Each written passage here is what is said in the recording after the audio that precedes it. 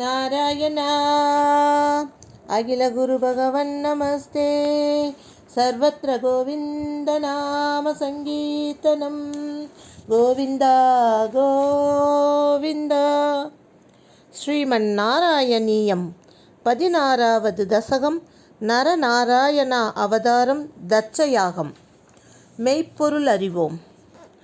பிரம்மாவின் புதல்வரான தட்ச பிரஜாபதி சுவாயம்புவ மனுவின் புதல்வியான பிரசூதியை மனைவியாக அடைந்து அவளிடம் 16 பெண்களை பெற்றார்.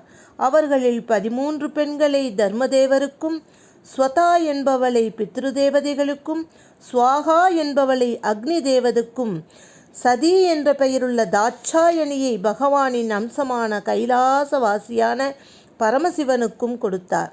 தர்மதேவதையின் மனைவியான மூர்த்தி என்பவள் நரனை தோழனாக கொண்ட பெரும் புகழ் படைத்த நாராயணராகிய பகவானை பெற்றெடுத்தாள். நரநாராயணர்கள் இரட்டை குழந்தைகள்.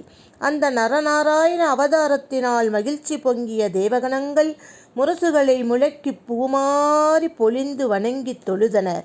நரநாராயணர்களான பகவானே, இருவரும் ஒருவர் மாற்றி ஒருவர் முறையே தவத்தையும் யுத்தத்தையும் செய்து கொண்டு 1000 ஆண்டுகள் செய்த தவத்தின் பலத்தினாலும் யுத்தத்தினாலும் மட்டுமே வெல்லக்கூடிய கவசங்களால் காக்கப்பட்டுள்ள சகஸ்ர கவசன் என்ற அசுரனின் எல்லா கவசங்களையும் உடைத்து அவனை ஒரே ஒரு கவசத்தை மட்டும் மீதமாக உடையவனாக்கி விளையாட்டாகவே கொன்றார்.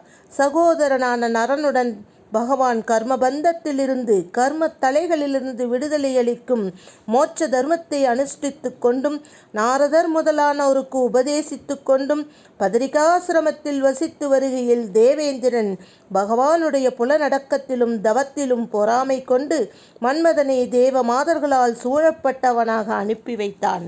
வசந்த ருது மலைய மாருதம் என்கிற உறவினர்களுடன் மன்மதன் தேவமாதர்களின் லீலா விலாசங்களையும் கடைக்கண் பார்வைகளையும் அம்புகளாக கொண்டு பகவானை பன்முறை தாக்கியும் பகவான் அசைக்க முடியாதவராக இருப்பது கண்டு பயமடைந்தான். அப்பொழுது பொன்முறுவல் பூத்த பகவான் பின்வருமாறு கூறினார். மன்மதனே, வசந்தனே, தேவமாதர்களே, நீங்கள் பயப்பட வேண்டாம். இங்கு என் மனத்தில் இன்று தோற்றுவிக்கப்பட்ட பெண்மணியை ஏற்றுக்கொள்ளுங்கள் என்று கூறிய பகவான் வியப்பிலே ஆழ்ந்து பகவானை சுற்றி நின்று துதிக்கும் இவர்களுக்கு தங்களுக்கு பணிவிடை செய்ய காத்து நிற்கும் அழகிய கட்டழகிகளை காட்டினாராம். தங்களை மயக்கும் எண்ணத்துடன் ஒன்று சேர வந்த மன்மதன் முதலானோர் பகவானுக்கு பணிபுரியும் பெண்மணிகளின் பரிமளத்தால் மயக்கத்தை அடைந்தார்கள் அல்லவா? மேலும் தேவருலக வாசிகள் அனைவருடைய கர்வத்தையும் அடக்கக்கூடிய தங்களால் தொடையிலிருந்து தோற்றுவிக்கப்பட்டவளை அழகு வாய்ந்த ஊர்வசி என்கின்ற பெண்ணை பகவான் அளிக்க வெட்கத்துடன் பெற்றுக்கொண்டனர். ஊர்வசியின் அழகை கண்டும் பகவானின் லீலையை கண்டும் இந்திரன் பகவானின் பெருமையை உய்த்தறிந்து தன் அற்பச் செயலை எண்ணி மனக்கலக்கமுற்றான். எண்ணியாங்கு அளிப்பவனே, அமைதியும் அழகும் மிக்க இந்த நரநாராயண அவதாரத்தை காட்டிலும் பகவானுடைய ஸ்ரீ கிருஷ்ணாவதாரம் தான் மேலும் சிறப்பாக விளங்குகிறது. அந்த கிருஷ்ணாவதாரம் செய்தவரும் தாங்கள்தானே.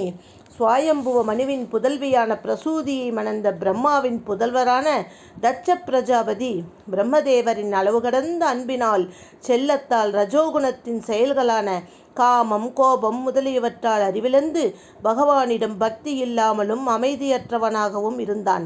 அதனால் தங்கள் ஸ்வரூபமே ஆன பரமசிவனையே வெறுத்தான். அந்தோ பரிதாபம்! அந்த வெறுப்பை தான் செய்த வேள்வியில் வெளிக்காட்டி தன் புதல்வியான சதீதேவியை அவமதிக்கவும் செய்தான். சதீதேவி யார் தெரியுமா? ஸ்ரீ பரமசிவனின் பத்தினிதானே. அங்கனம் அவமதிக்கப்பட்ட சதீதேவி யாகசாலையில் தன் உடலை நீத்த பொழுது பரமசிவன் மிக்க கோபம் கொண்டு அந்த யாகத்தையே அழித்தார்.